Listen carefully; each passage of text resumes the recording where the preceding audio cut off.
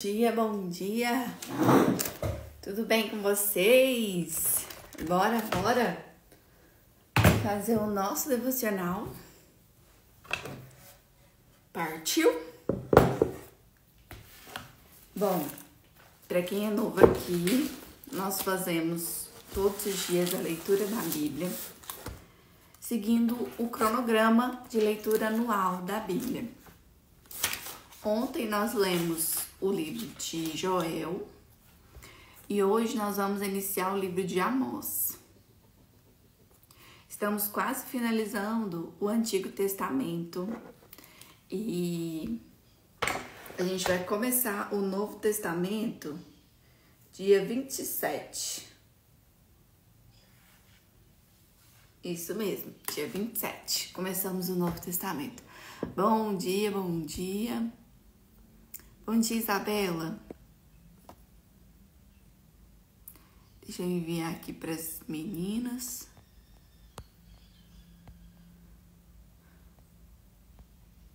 Se você quiser, convida uma amiga também para estar com a gente.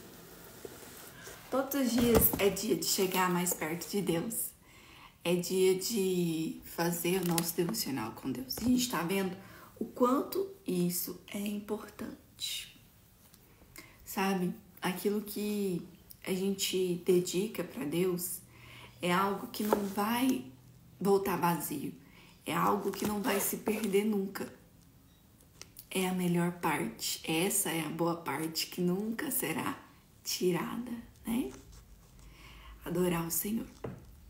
Então vamos para o livro de Amós agora. E aí, gente, como funciona as lives? A gente vai realmente lendo juntos a Bíblia, tá? Então, eu leio daqui, você daí, e juntos fazemos o nosso devocional com Deus. Feche seus olhos, vamos fazer uma oração.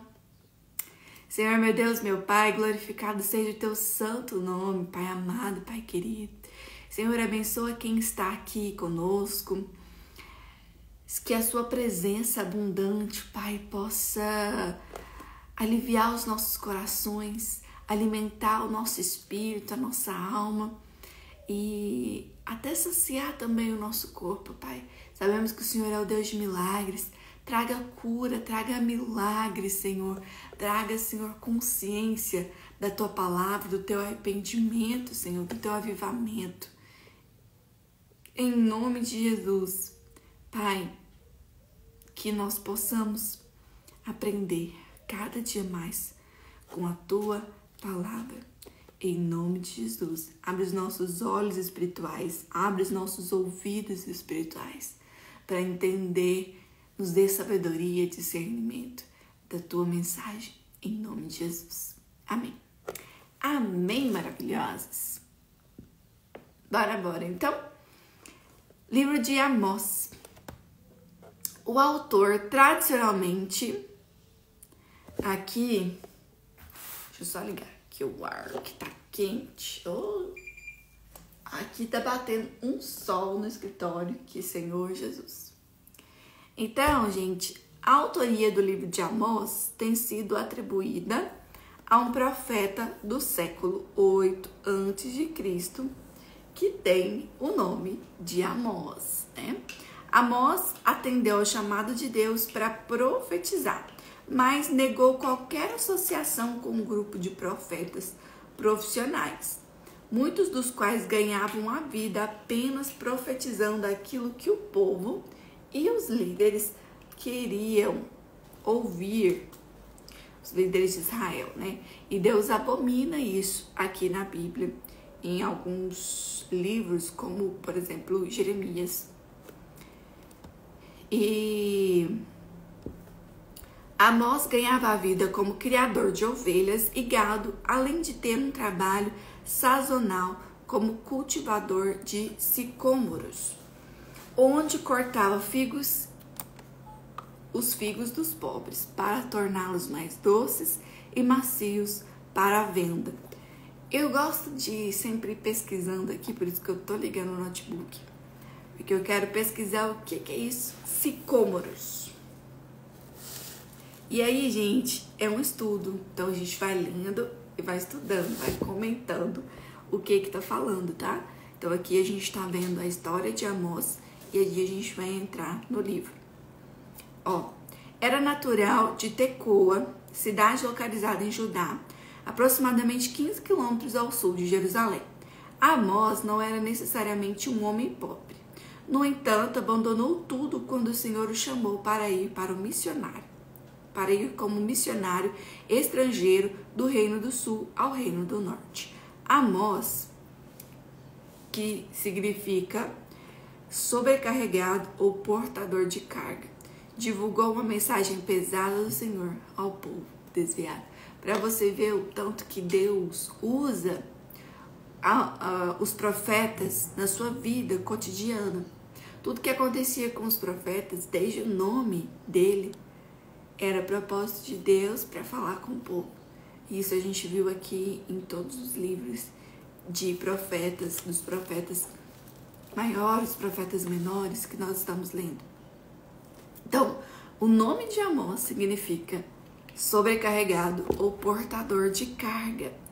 E ele divulgou uma mensagem pesada do Senhor ao povo desviado. A Lêcia entrou aí, eu nem tinha visto. Bom dia, bom dia. Bom dia, Bruna Dias. Bom dia, Isabela Noivas.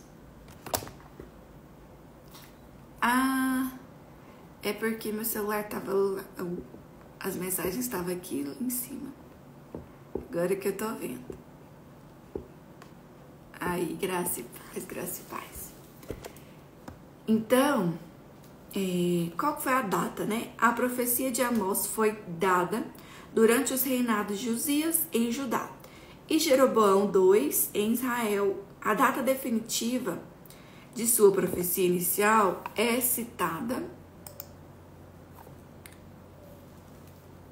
como 2 anos antes do terremoto. Porém, a data exata do terremoto é desconhecida. Essa data é atribuída ao reinado de Uzias. Evidências arqueológicas das escavações em Azor sugerem uma data entre 765 a 760 a.C. para o terremoto, uma profecia específica relativa à ruína da casa de Jeroboão. Também sustenta a data do ministério de Amós perto do fim do reinado de Jeroboão, por volta de 760. Então, vamos só ver aqui qual que é o contexto e o propósito desse livro, né? Os destinatários, a gente sabe que a maioria aqui são para os habitantes ali de Israel, né? O reino do norte. Então, Amós também é, assim como os outros profetas que estamos lendo.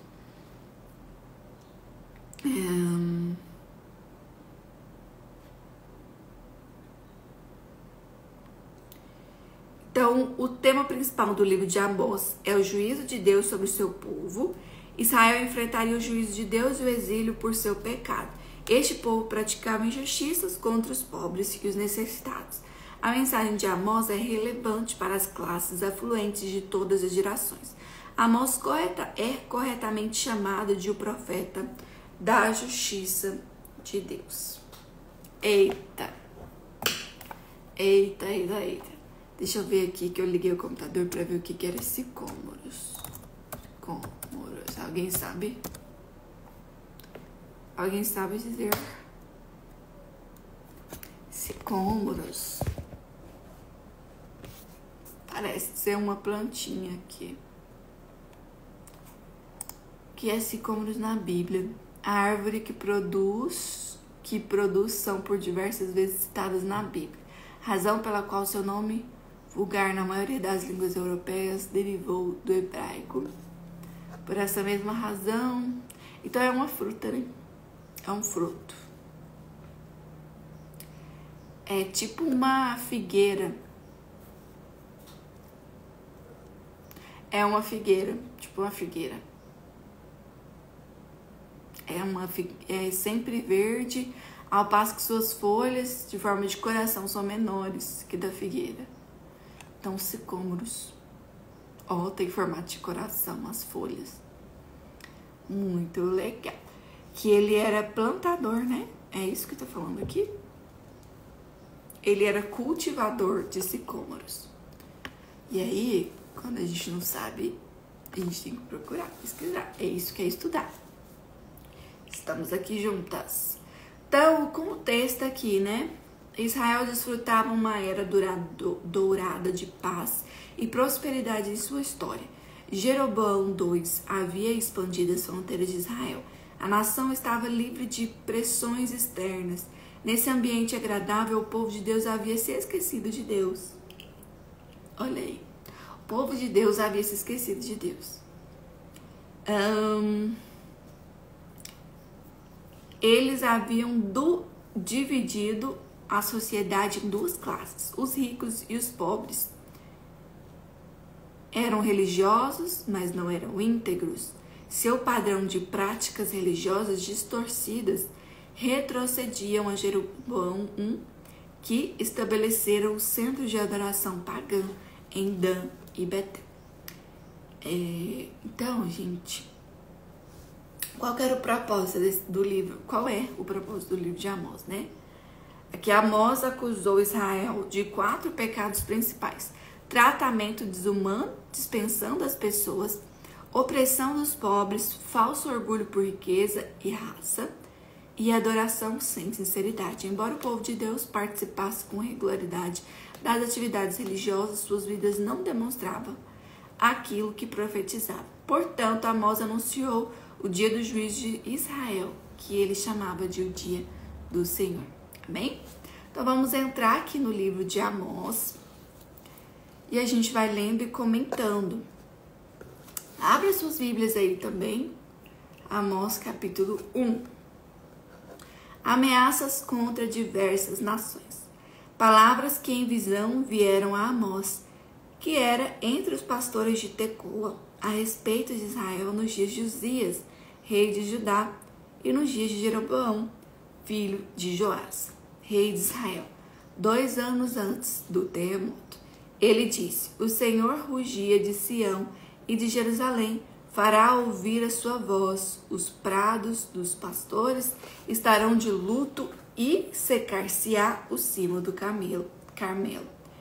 Assim diz o Senhor: por 3 transgressões de Damasco e por 4 não sustarei o castigo, porque trilharam a Gileade com trilhos de ferro. Aqui nesses versículos do capítulo 1 até o capítulo 2, Amós escreveu as razões para o juízo de Deus sobre 6 vizinhos de Israel e Judá. Essas nações foram condenadas principalmente por dispensarem tratamento desumanos a outros. A estrutura fundamental para cada proclamação de juízo é como se segue: a fórmula introdutória, a acusação, o castigo específico e a forma conclusiva.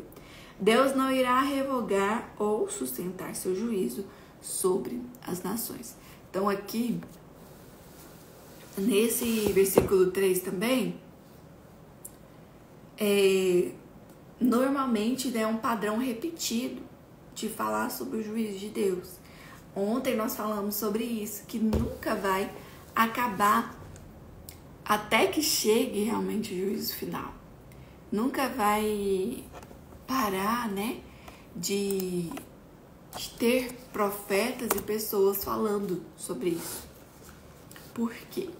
Porque o povo não aprende, o povo não se arrepende, o povo não faz por onde, né? Infelizmente.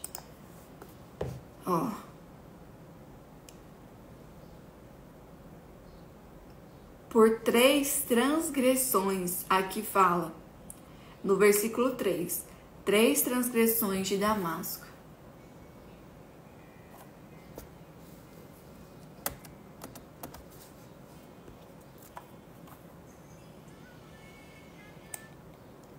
Coloquei uma musiquinha aqui.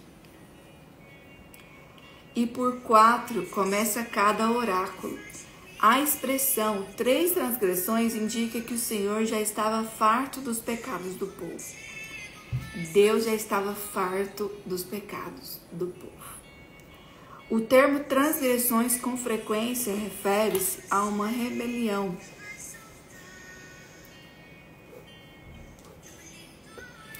Deixa eu anotar isso daqui também. Pecado. Ou revolta deliberada. 4. Demonstra de fato que o pecado deles era superabundante e intolerável. Damasco havia pecado repetidas vezes, tendo atingido o limite. O juízo de Deus sobre seu povo era certo. Muitas mães já sentiram esse tipo de frustração quando um filho desobedecesse muitas vezes. E a correção tem que ser ampliada através da definição clara de limites. Então você imagina você ficar falando com o filho para ele obedecer. Meu filho, faz isso, por favor. Né? Você fica falando com um jeitinho, Chega uma hora, você tem que impor limite para essa criança, para esse menino, para esse adolescente, para esse filho. Não é assim que a gente faz? Tem que impor um limite, tem que conversar, tem que ser um pouco mais firme. Com Deus também é da mesma forma. Aqui para esse povo de Israel. Enfim, o castigo vem rápida e eficazmente. Então vamos continuar até lendo aqui o versículo 4 e 5 que a gente comenta. Por isso meterei fogo à casa de Azael, fogo que consumirá os castelos de Ben-Hadad. Quebrarei o ferrolho de Damasco e eliminarei o morador de Biquiate-Aven. E ao que tem o cedro de Bet-Eden, ao povo da Síria será levado em cativeiro a Kir, diz o Senhor. Assim diz o Senhor, por 3 transgressões de Gaza e por 4 não sustarei o castigo, porque levantaram em cativeiro todo o povo para entregar a Edom. Bom dia, sejam bem-vindos. Bom dia, Daiane, Renata, Isabela e Ale, que estão aqui conosco. Então, Damasco era a capital da Síria e foi acusada de crueldade na guerra contra o povo de Gileade, seu vizinho menos poderoso ao sul. Os trilhos de ferro normalmente usados para debulhar os grãos podem ter sido utilizados pelos sírios para juntar os prisioneiros de guerra. Azael assassinou Ben-Hadad e o sucedeu como rei da Síria. Ambos lideraram guerras nas fronteiras contra Israel. Então aqui o fogo simboliza também a arte da guerra. Por isso meterei fogo aos muros de Gaza, fogo que consumirá os seus castelos. Versículo 8. Eliminarei o morador de Asdod e o que tem o cedro de Asquelon, e volverei a mão contra Ecrom, e o resto dos filisteus perecerá, diz o Senhor. Assim diz o Senhor, por 3 transgressões de Tiro, e por 4 não sustarei o castigo, porque entregaram todos os cativos a Edom, e não se lembraram da aliança de irmãos. Por isso meterei fogo aos muros de Tiro, fogo que consumirá os seus castelos. Assim diz o Senhor, por 3 transgressões de Edom, e por 4 não sustarei o castigo, porque perseguiu o seu irmão à espada, e baniu toda a misericórdia, e a sua ira não cessou de despedaçar, e reteve a sua indignação para sempre. Por isso meterei fogo a Temã, fogo que consumirá os castelos de Bozra. Assim diz o Senhor, por 3 transgressões dos filhos de Amon, e por 4 não sustarei o castigo, porque rasgaram o ventre às grávidas de Gileade, para dilatarem os seus próprios limites. Por isso meterei fogo aos muros de Rabá, fogo que consumirá os seus castelos, com alarido do dia da batalha, com o turbilhão do dia da tempestade. O seu rei irá para o cativeiro, ele e os seus príncipes juntamente, diz o Senhor. Então vamos entender um pouco mais sobre isso daqui. Do versículo 6 ao 8, Gaza era a cidade principal da Palestina durante a época de Amós e participava da liga de 5 cidades filisteias localizadas a norte do sudeste, localizadas a sudoeste de Israel. Os filisteus foram acusados de tráfico de escravos com Edom.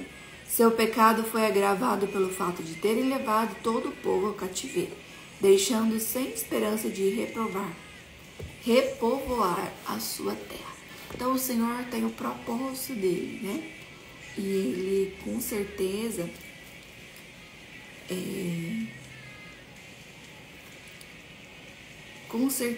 ele não deixa de cumprir esse propósito. Com certeza ele cumpre.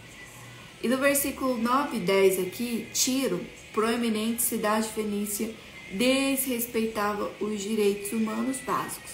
Então, se aquela cidade ou aquela região não tivesse mais jeito mesmo, Deus realmente dava um jeito dele. A Fenícia ficava localizada no noroeste de Israel, no local onde hoje é moderno, Líbano. Tiro foi condenada por entregar um povoado inteiro a Edom. Seus governantes foram além do pecado dos filisteus para o agravante da traição, atacando os próprios aliados, violando, portanto, a aliança de irmãos.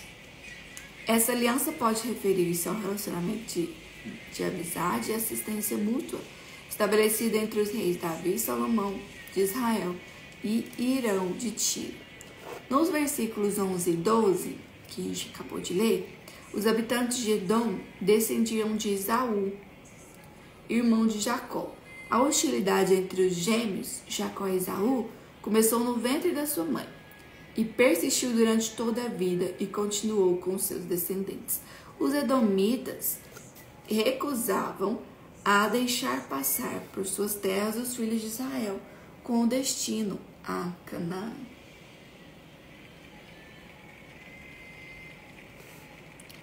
Eles também serviam de itinerários no tráfico de escravos entre filisteus e fenícios e nações mais distantes. Então é muito importante a gente entender a história aqui, né? Nos versículos 13 até o 15, os amonitas, descendentes de Ló, viviam ao norte de Moabe e a leste do rio Jordão. Rasgaram o ventre as grávidas, alude ao meio de controle da população na vizinhança. Gileade, a atrocidade. Da população na vizinha Gileade. Atrocidade comum de guerra no Antigo Oriente Próximo.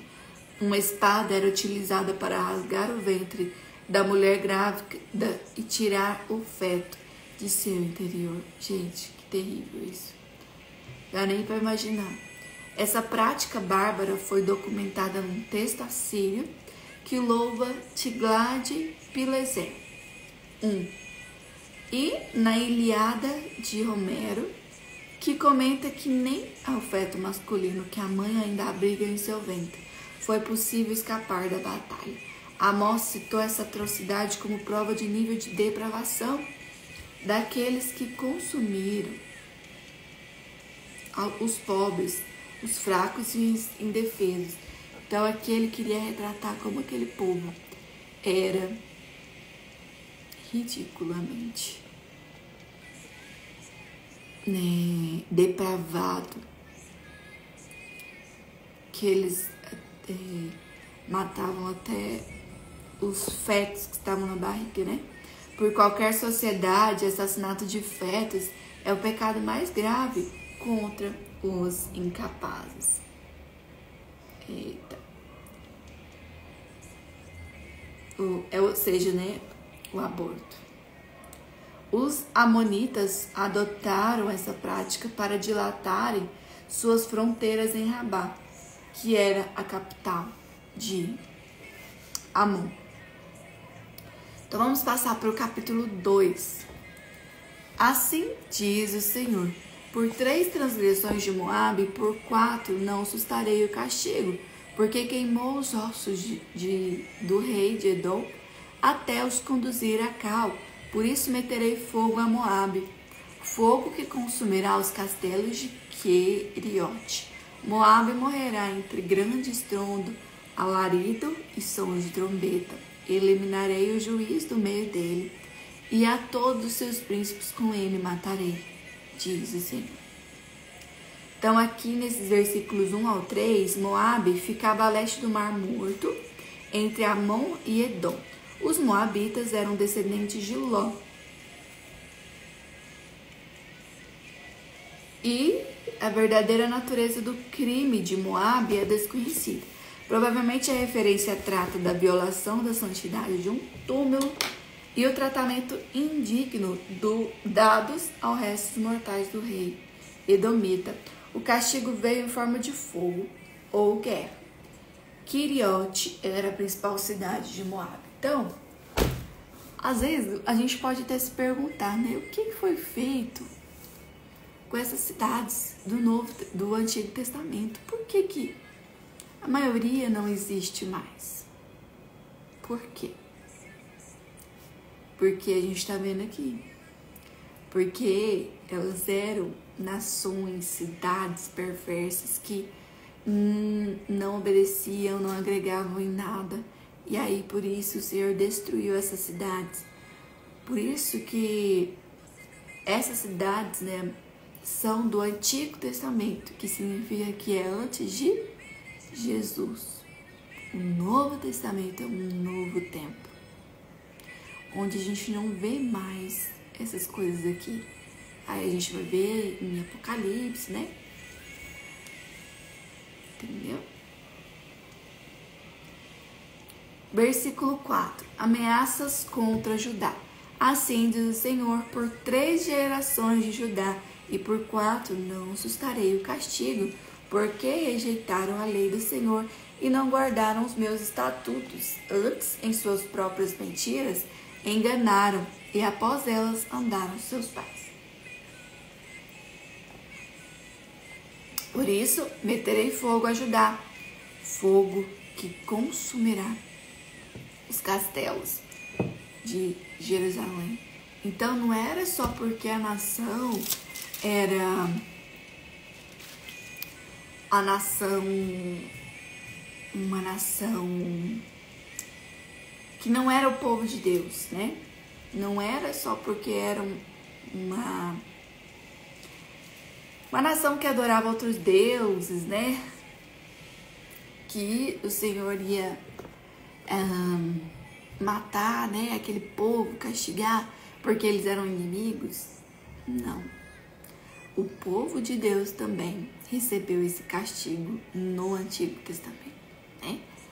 Então aqui Amós acusou Judá tendo arrebatado a atenção de seu público em Israel.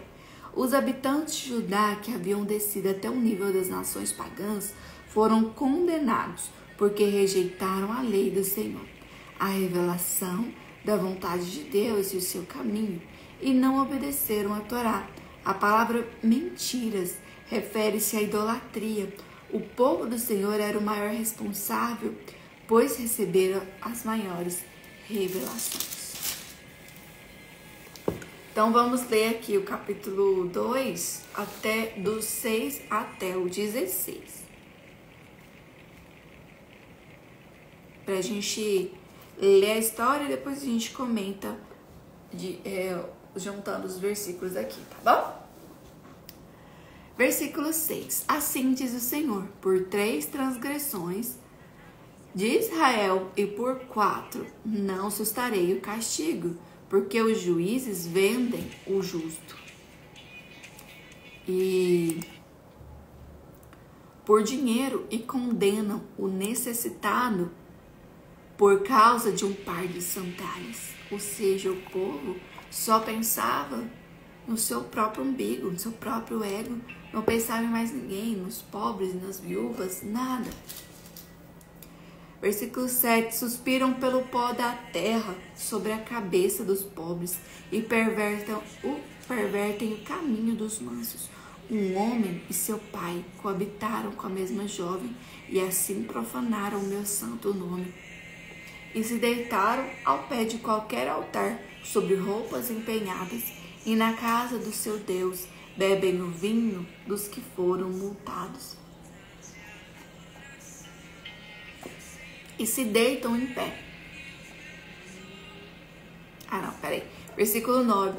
Todavia destruí diante deles o amorreu, cuja altura era como a dos cedros, e que era forte como os carvalhos, e destruí o seu fruto por cima, e suas raízes por baixo.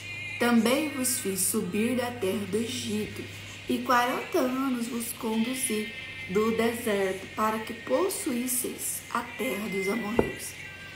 Dentre os vossos filhos suscitei profetas, e dentre os vossos jovens nazireus. Não é isso assim, filhos de Israel? Diz o Senhor. Mas vós, os nazireus, destes a beber vinho, e aos profetas ordenastes, dizendo: não profetizeis. Eis que farei oscilar a terra debaixo de vós, como oscila um carro carregado de feixes. De nada valerá a fuga ao ágil. O forte não usará sua força, nem o valente salvará sua vida. O que maneja o arco não resistirá, nem o ligeiro de pé se livrará, nem tampouco o que vai montado a cavalo salvará a sua vida. E o mais corajoso entre os valentes fugirá nu naquele dia, diz o Senhor. Então aqui era uma acusação contra Israel, que é o mais longo dos pronunciamentos de Amós aqui contra as nações. Tá dando para vocês ouvirem bem, gente? Qualquer coisa vocês me falam, viu? O profeta destacou aqui principalmente os crimes contra os próprios compatriotas, que eram os pobres da terra, que eram vendidos por dinheiro ou posses, né? Suas próprias sandálias ali. Um par de sandálias que era um item muito insignificante, né? Porque não podiam pagar suas dívidas aos credores prósperos, né? Então, isso é algo que Deus abomina, né? Porque a palavra do Senhor fala, né? Jesus fala que a maior religião é cuidar dos órfãos e das viúvas. Então, quando Jesus vem no Novo Testamento, ele nos ensina assim, tudo com muito amor. No versículo 7 e 8 aqui, pai e filho tiveram relações sexuais com a mesma jovem, que era uma prática proibida em Israel. Eles agravavam seu pecado de indulgência sexual com a idolatria. Talvez a prática da prostituição cultural associada à adoração de Baal. Aqui os adoradores deitavam junto aos altares. Gente, olha que terrível. E participando das festas religiosas sexuais. E usando roupas emprestadas a fim de manterem as próprias vestes limpas. As roupas emprestadas deviam ser devolvidas antes do pôr do sol, para que seus donos não fossem privados de suas coberturas. Os adoradores de ídolos se favoreciam à custa dos pobres. Eles iam ao local de adoração, mas desviavam a lei de Deus e traziam ainda mais desgraça sobre os desfavorecidos do povo. Então, se Deus abençoa uma pessoa íntegra, se Deus abençoa uma pessoa de bem, se tudo vai bem para você ou para qualquer pessoa, Deus espera que você abençoe o seu próximo. Deus espera que você ajude o seu próximo e não o contrário. E não seja perverso como aquele povo fazia, né? Infelizmente aqui é uma prática que todos os profetas falam. E do 9 ao 12, Deus detalhou seus poderosos atos em nome do seu povo, acompanhado por nota de exasperação pela desobediência deles. Deus levantou profetas para instruir seu povo no que era certo e usou os nazireus como exemplo de devoção ao Senhor, separando-os do vinho ou da bebida forte, da navalha e dos cadáveres. Os israelitas rejeitaram a mensagem dos profetas e ridicularizavam os votos dos nazireus. Amós foi o primeiro a vivenciar o pecado de Israel quando foi ordenado que os profetas não profetizassem.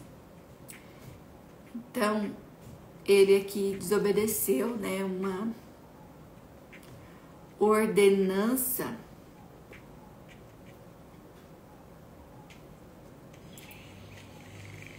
para os profetas, porque eles não queriam ouvir realmente o que Deus tinha para falar.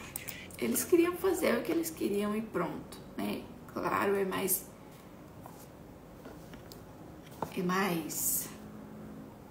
legal, né? Versículo 13 ao 16. O juízo do Senhor sobre Israel foi inevitável e inescapável. Um carro carregado de feixes era algo comum de se ver e ilustrava graficamente como Deus sentia-se sobrecarregado pelos pecados do povo. A trágica e irônica era que Deus havia usado Israel para destruir os pecaminosos amoritas, que havia ocupado a terra anteriormente. Agora Israel caíra no mesmo pecado dos amonitas, e também Israel teria de enfrentar o juízo de Deus nas mãos de uma nação invasora. Amém? Vamos ler então o capítulo 3. O castigo contra a maldade de Israel. Ouvi a palavra que o Senhor fala contra vós outros, filhos de Israel, contra toda a família que ele fez subir da terra do Egito, dizendo: de todas as famílias da terra, somente vós outros vos escolhi, portanto eu vos punirei por todas as vossas iniquidades. Então o Senhor escolheu aquele povo, e o povo de Israel havia passado por uma experiência única, um relacionamento de aliança com o Senhor, porque ele os havia elegido entre todas as nações para ser o povo escolhido. Eles haviam se esquecido de que, junto com a promessa da aliança, vinha a responsabilidade pela aliança. O relacionamento especial de Israel com o Senhor não resultou em imunidade do juízo do Senhor. Pelo contrário, sua aliança de soberania formava a base para o juízo de Deus sobre o seu povo. Se Deus não tivesse julgado seu povo, ele teria violado sua própria aliança. A palavra iniquidade refere-se a torpeza e perversão moral. Então, você vê como que é, né? Se Deus não tivesse julgado seu povo, ele teria violado a sua própria aliança. Então, vamos ler o versículo 3. Andarão dois juntos, se não houver eles entre acordo? Rugirá o leão no bosque sem que tenha presa? Levantará o leãozinho no covil e a sua voz, se nada tiver apanhado? Cairá a ave no laço em terra, se não houver armadilha para ela? Levantar-se-á o laço da terra, sem que tenha apanhado alguma coisa? Tocar-se-á a trombeta na cidade, sem que o povo se estremeça? Sucederá algum mal à cidade, sem que o Senhor o tenha feito? Certamente o Senhor Deus não fará coisa alguma, sem primeiro revelar o seu segredo aos seus servos, os profetas. Rugiu o leão, quem não temerá? Falou o Senhor Deus, quem não profetizará? Então olha que lindo isso, gente. Fazei ouvir isto nos castelos de Asdod e nos castelos da terra do Egito, e dizei: ajuntai-vos sobre os montes de Samaria, e vede que grandes tumultos há nela, e que opressões há no meio dela, porque Israel não sabe fazer o que é reto, diz o Senhor, e entesoura nos seus castelos a violência e a devastação. Por isso, diz o Senhor Deus, um inimigo cercará a sua terra, derribará a tua fortaleza, e os teus castelos serão saqueados. Assim diz o Senhor, como o pastor livra da boca do leão as suas pernas, ou um pedacinho da orelha, assim serão salvos os filhos de Israel, que habitam em Samaria, com apenas o canto da cama e a parte do leito. Eu gostei desse versículo que fala aqui, ó. Rugiu o leão, quem não temerá? Ou falou o Senhor Deus, quem não profetizará? Então, quando Deus fala, não tem como você ficar calado.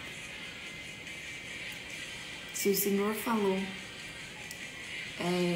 mesmo inconscientemente, você vai liberar a palavra do Senhor.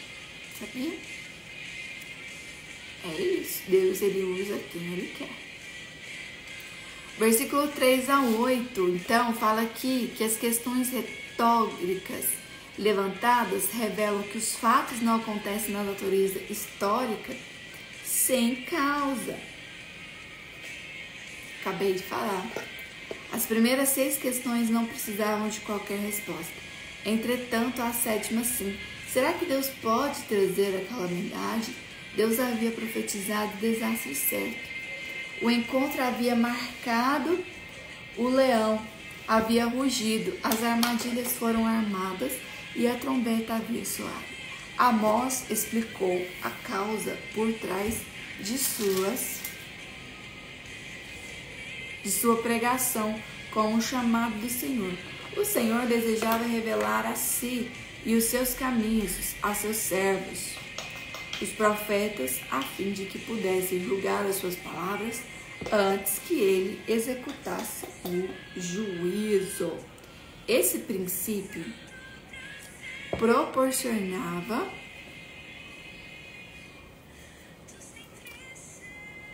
um meio de autenticar o ministério de um profeta. Então aqui no versículo 7, né?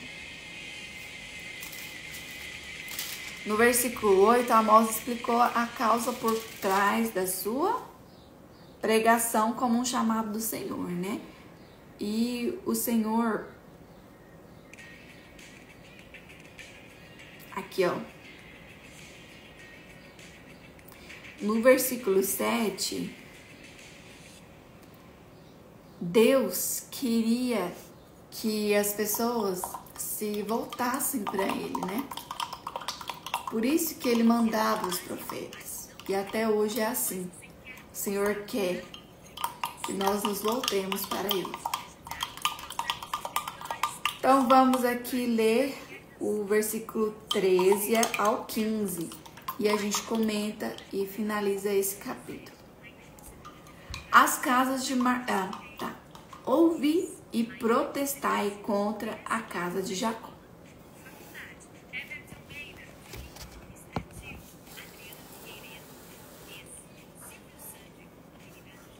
Vou tirar um anúncio aqui. Pedir. Ouvi e protestai contra a casa de Jacó, diz o Senhor Deus, o Deus dos exércitos. No dia em que eu puni Israel por causa das suas transgressões, visitarei também os altares de Betel, e as pontas do altar serão cortadas e cairão por terra. Derribarei a casa de inverno com a casa de verão, as casas de marfim perecerão, e as grandes casas serão destruídas, diz o Senhor. Então aqui as casas de marfim têm uma comprovação arqueológica interessante. Inúmeros fragmentos de marfim, que alguns datam do século 8 a.C., foram descobertos em Samaria. Alguns estudiosos pensam tratar-se de decorações machetadas em móveis e painéis nas paredes das casas dos israelitas, prósperos, contra quem Amós profetizou. Quando Deus destruiu Samaria, usando os assírios, o marfim foi esmagado e a ruína da próspera sociedade permaneceram soterradas por muitas gerações. A profecia de Deus sobre um desastre iminente foi cumprida na história, exatamente como falou Amós. Então o Senhor sempre cumpre, né, o que Ele promete. Eu tava fazendo um chazinho aqui, gente. Um chazinho.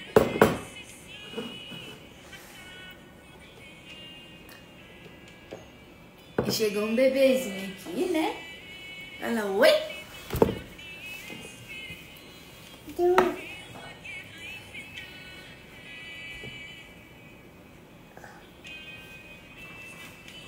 Tudo bem? Você dormiu bem? Sim.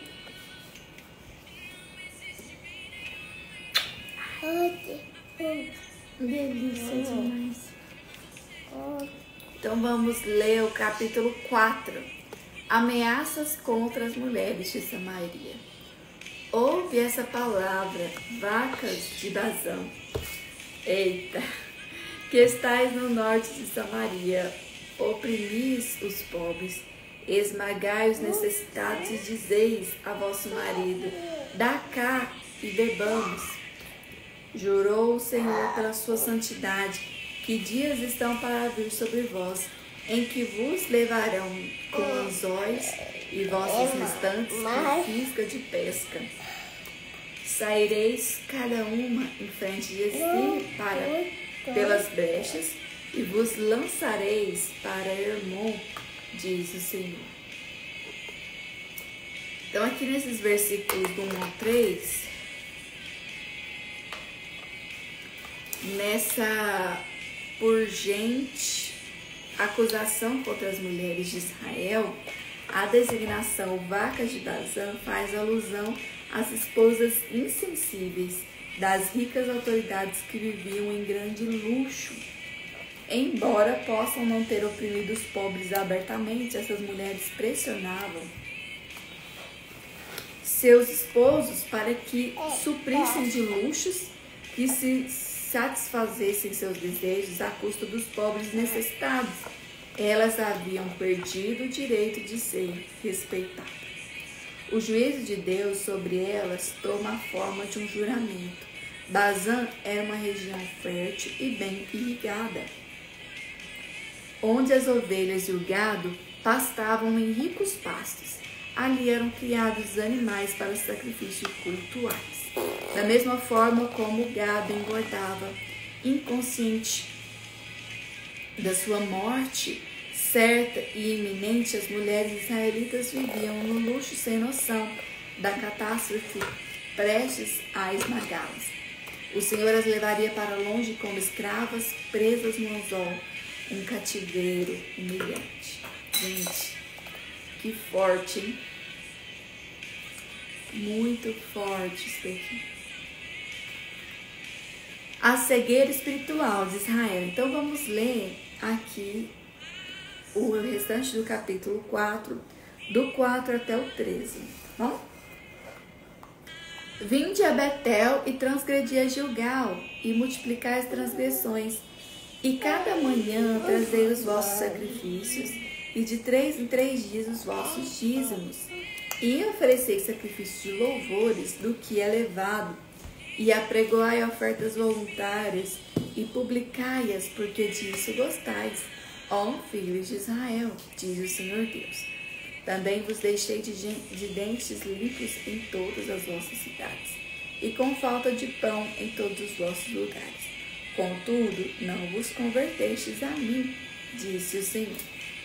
Além disso, retire de vós a chuva 3 meses ainda antes da ceifa, e fiz chover sobre uma cidade e sobre a outra. Não um campo teve chuva, mas o outro que ficou sem chuva se secou. Andaram 2 ou 3 cidades indo a outra cidade para beber água. Mas não saciaram, contudo não vos convertestes a mim, diz o Senhor. Feri-vos com o crestamento e a ferrugem, a multidão das vossas hortas e das vossas vinhas, e das vossas figueiras e das vossas oliveiras, devorou-a o gafanhoto, contudo não vos convertestes a mim, disse o Senhor. Enviei a peste contra vós outros, à maneira do Egito, os vossos jovens metei a espada, e os vossos cavalos deixei-os levar presos, e o mau cheiro dos vossos arraiais fiz, convertestes a mim, diz o Senhor. Versículo 11. Subverti algum dentre vós, como Deus subverteu a Sodoma e Gomorra, e vós fostes como um tição. Chega. Obrigada. Viu? Deixa aqui. Obrigada. Escreve aqui, continua escrevendo aqui. Cadê esse? Pega a caneta lá, você deixou a caneta cair? Pega a caneta, cadê a caneta? Aqui. Pega aí a caneta. Então, nós estamos lendo versículo 12, né? Não, versículo 11. Um tição arrebentado da fogueira, contudo não vos converteste a mim, diz o Senhor. 12. Portanto, assim te farei, ó Israel, e porque isso te farei, prepara-te, ó Israel, para te encontrares com teu Deus. Porque é Ele quem forma os montes e cria o vento, e declara ao homem qual é o seu pensamento, e faz da manhã trevas, e pisa os altos da terra. Senhor Deus dos exércitos é o seu nome. Buscai a Deus e vivei. Ouvi essa palavra que levanto como lamentação sobre vós, a casa de Israel. Caiu a virgem de Israel e nunca mais tornará a levantar-se, estendida toda a sua terra, e não há quem a levante, porque assim diz o Senhor Deus: a cidade da qual saem 1000 conservará 100, e aquela da qual saem 100 conservará 10, a casa de Israel. Pois assim diz o Senhor à casa de Israel: buscai-me e vivei. Porém, não busqueis a Betel, nem vinhais a Gilgal, nem passeis a Betseba, porque Gilgal certamente será levada cativa, e Betel será desfeita em nada.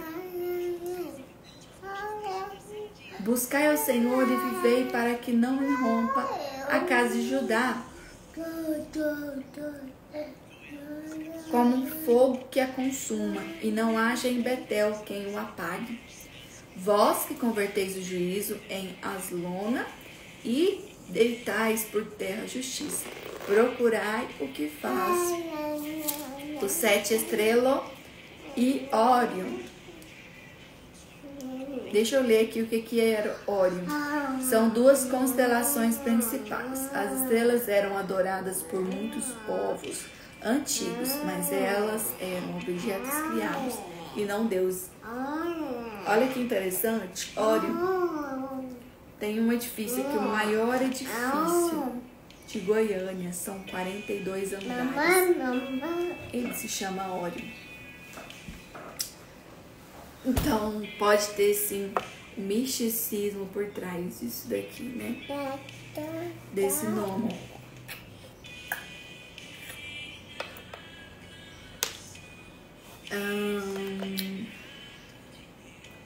Senhor é o teu nome. É Ele que faz vir súbita destruição sobre o forte e ruína contra a fortaleza. Aborreceis na porta ao que repreende e abominais o que fala sinceramente. Portanto, visto que pisais o pobre e dele exigis tributo de trigo, não habitareis nas casas de pedras lavradas que tens edificado, nem bebereis vinho de vides desejado que tens plantado. Porque porque sei serem muitas as vossas transgressões e graves os vossos pecados. Afligi o justo, tomai suborno e rejeitai os necessitados na porta. Portanto, o que for prudente guardará então silêncio, porque é tempo mau. Versículo 14 do capítulo 15. Buscai o bem e não o mal, para que vivais, e assim diz o Senhor Deus dos exércitos, estará convosco, como dizeis. Aborrecei o mal e amai o bem, e estabelecei na porta o juízo. Talvez o Senhor, o Deus dos exércitos, não compadeça do restante de José. Portanto, assim diz o Senhor Deus dos exércitos, em todas as praças haverá pranto, e todas as ruas dirão, ai, ai, e ao lavrador chamarão até o pranto e para o choro os que sabem prantear. Em todas as vinhas haverá pranto, porque saberei de ti, diz o Senhor, ai de vós, que o dia do Senhor, que desejai o dia do Senhor, para que desejai vós o dia do Senhor? É dia das trevas e não de luz. Como um homem fugiste de diante do leão, e se encontraste com ele, o urso, ou como se estando em casa, encostando à parede, foste mordido por uma cobra. Como será, pois, o dia do Senhor? Trevas e não luz? Não será completa escuridão sem nenhuma calamidade? Sem nenhuma claridade? Não será completa escuridão sem nenhuma claridade? E aqui, gente, Deus exige justiça e não sacrifícios, né? Do 21 ao 27, pra gente finalizar. E aí depois eu vou passar aqui em alguns estudos pra ver. Cuidado, viu? Faz assim não, por favor. Ela tá tampando as mensas, eu preciso de ver a mão. Ó, 21. Aborreço, desprezo as vossas festas e com as vossas assembleias solenes não tenho nenhum prazer. E ainda me ofereçais holocausto e vossas ofertas de manjares não me agradarei. Deles nem atentarei para as ofertas pacíficas de vossos animais cevados. Afasta de mim o estrépito dos seus cânticos, porque não ouvirei as melodias das tuas liras.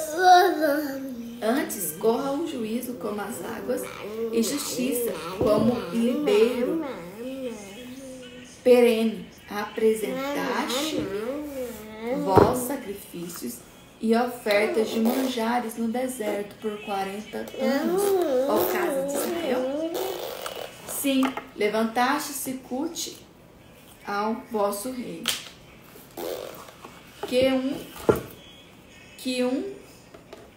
Vossa imagem e o vosso Deus estrela que fizeste para vós mesmos, por isso vos desterrarei para além de Damasco, diz o Senhor, cujo nome é Deus dos exércitos. Amor, papai já veio? Vai, papai? Não. Então vamos finalizar aqui, gente. Desculpa aí a bagunça desse neném, né? Desculpa a bagunça desse neném mais lindo do mundo.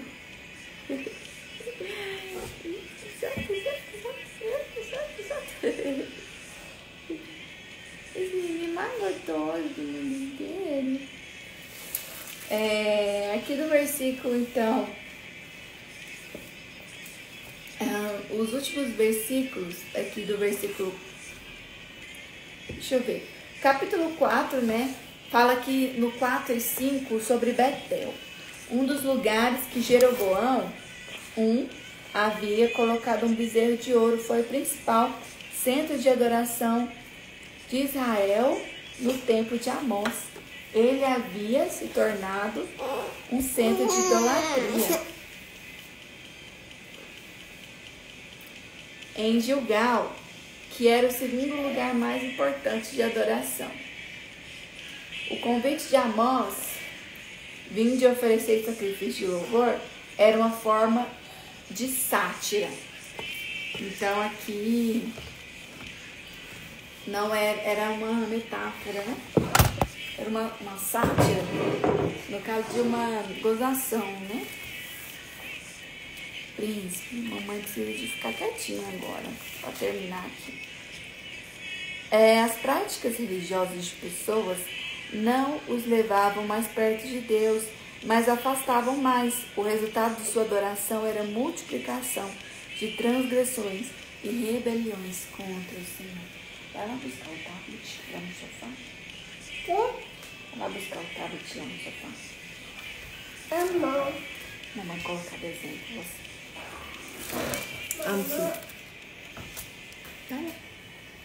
Vamos finalizar aqui, né, gente?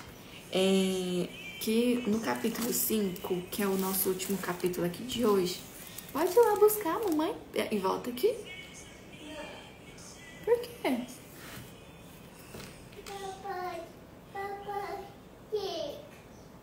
O papai desligou? Vai lá ver se tá lá no sofá, eu acho que tá lá. É? Ai, gente, bebês são muito legais, né?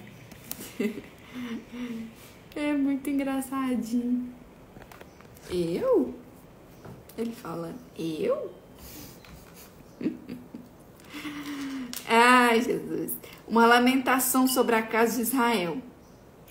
O reino do norte pode ser encontrado aqui. A casa de Israel é chamada de Virgem de Israel, aqui no versículo 2 do 5.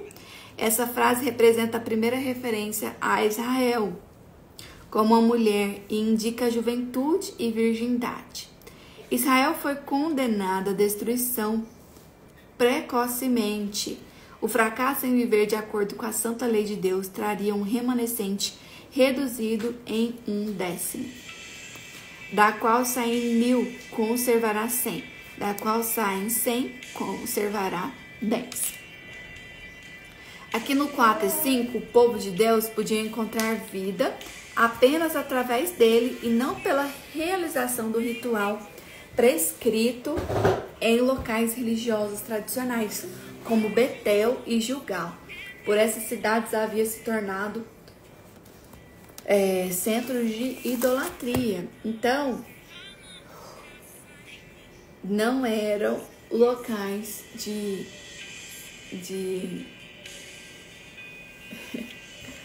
Olha lá, a moça bonita tá falando que você é lindo. Alexandra. Ela é bonita, sabia? Aí, no versículo 8 e 9, né, a gente já falou que fala sobre Órion aqui, 7 estrelas e Órion. No 10 ao 13, fala sobre os anciãos e juízes da cidade que se encontraram oficialmente na porta onde as transações legais aconteciam.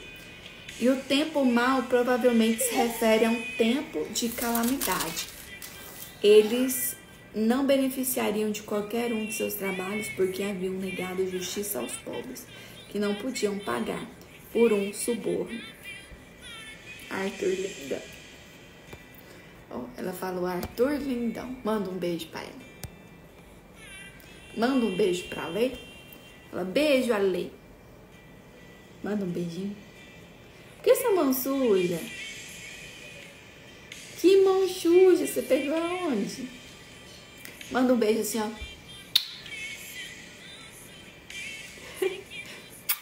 Manda um beijinho. Não? É difícil, é?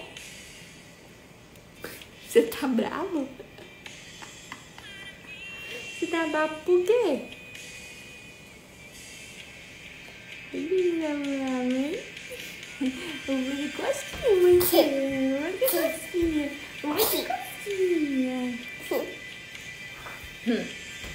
Então, pra gente gente finalizar, vamos só falar aqui sobre o capítulo 14 e 15, que fala sobre o caminho da vida, que está em buscar a Deus e fazer a coisa certa, gente. Tem como ficar assim? A unha. A unha, não. A unha tá suja, né? Não tem como ficar sem anotar isso daqui, ó. No versículo, então, 14 e 15 aqui, fala: buscai o bem e não o mal, para que vivais. E assim o Senhor dos Exércitos estará convosco, como dizeis. Aborrecei o mal e amarei o bem. Olha que lindo isso. E estabelecei na porta o juízo. Talvez o Senhor dos Exércitos se compadecerá do restante de José. E aqui então fala, né? Que o caminho da vida está em buscar a Deus e fazer a coisa certa. E o caminho da morte está em persistir no pecado. Cada mulher escolhe o caminho que seguirá. Para a gente finalizar, dos versículos 16 até o 27, que é o último versículo, o povo de Israel entendia o dia do Senhor como um dia da vitória para ele mesmo e o dia do julgamento para os inimigos. Então, Amós corrigiu esse erro tão popular. Ele apresentou o dia do Senhor como dia de juízo para o seu povo, para o povo de Deus. Então, o certo é isso. O dia do Senhor é o dia do juízo para o povo, né? Peraí, amor, a mamãe tá terminando. Fica quietinha. Se você não deixa a mamãe terminar. Ó, vamos ouvir, ó. E o seu juízo seria maior. Os israelitas não compreenderam e pediram pelo dia do Senhor, mas Amós os advertiu que esse dia não traria claridade ou bênção, mas condenação e escuridão. Então, eles estavam erroneamente pedindo pelo dia do Senhor, sendo que o dia do Senhor é o dia do juízo para eles.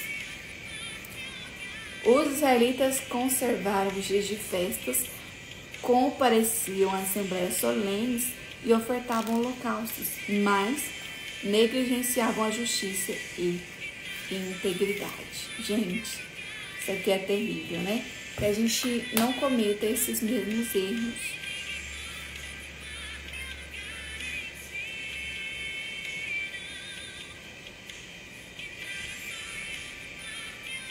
Então vamos finalizar?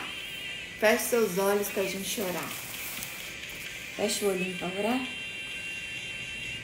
Assim, ó. Fecha o olho.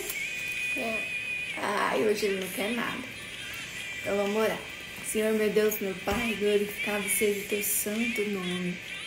Pai amado, Pai querido, obrigado, Senhor, por mais um dia. Obrigada porque o Senhor está no controle de tudo. O Senhor está no nosso meio. Obrigada, Senhor, porque o Senhor é bom. O Senhor é digno de ser louvado. O Senhor é maravilhoso. Obrigada, Senhor, pela tua infinita bondade. Coloca a tua mão sobre cada uma de nós. Prospera, Senhor. Ajuda-nos nas nossas dificuldades a cumprir a tua vontade, o teu querer na nossa vida. E nos ajuda a entender os teus propósitos, Pai. Que nós não possamos ser como esse povo aqui, que estava cometendo tanta coisa ruim contra o Senhor, que era religioso, mas que vivia uma vida de pecado, de iniquidade, de desobediência, Senhor. Perdoa os nossos pecados. Nós estamos aqui para aprender mais de Ti, nos arrepender e buscar mais de Ti, em nome de Jesus.